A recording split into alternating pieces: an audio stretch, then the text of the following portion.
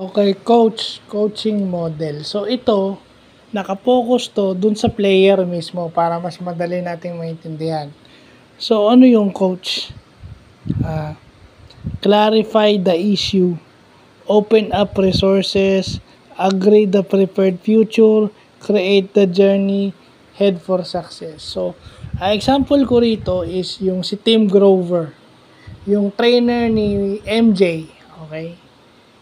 Yung trainer ni MJ, tsaka sila Sir Viola, sila Coach Jan, sila Palik, sila Sir Junel, Samalio, sila Bembem. Sila yung focus natin dito. Kasi clarify the issue. Si Tim Grover, bakit napunta anong naging parte ni Tim Grover sa success ni Michael Jordan at saka ni Kobe Bryant? It's precisely this one thing. Clarify the issue. So, ginugulpi ka ng Detroit Pistons dahil doon sa kanilang Jordan Rules defensive scheme. So, anong ginawa ni Tim Grover?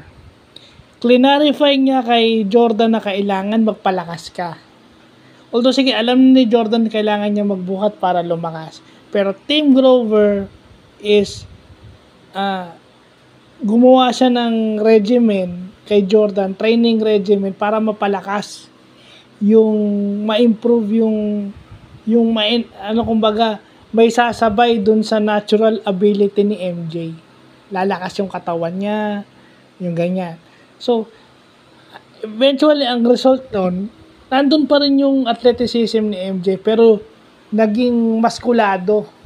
Nagkaroon siya ng mas bumigat siya ng konti kasi para makayanan niya yung physicality o yung mga bangga. Yung mga hard fouls, makayanan niya yan.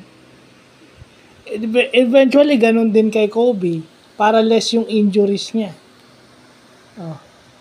So, yun. Para mawala itong problema mo, ito yung gagawin mo. Kaso, ang kaibahan doon, Kobe wants detail. Tinatanong niya si Tim Grover daw.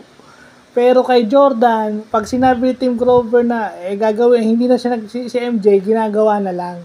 Hindi na nagtatanong. Si Kobe kasi detalyado Bakit ko gagawin yan?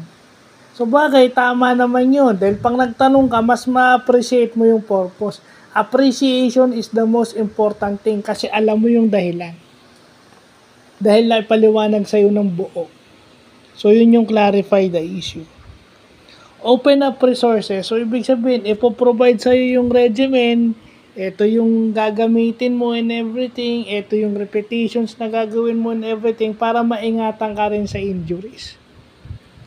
No? At pati yung nutrition mo, yung kinakain mo, kailangan sabay. So yun yung open up resources. And then agree the prepared future. So dapat pareho nag-agree kayo dun sa one thing. Magi-improve ako. O mas gagaling ako, mas lalakas ako. Yun na yun, create the journey, tsaka head for success. Siyempre, habang ginagawa nyo yung training, yun na yung journey. And then, eventually, anong role nun? Nanalo si Jordan ng championship noong 1991. 4-0 yung Detroit Pistons noon. Tinalo nila yung Detroit Pistons noong 1991 sa Eastern Conference Finals. 4-0. So, yun lang po.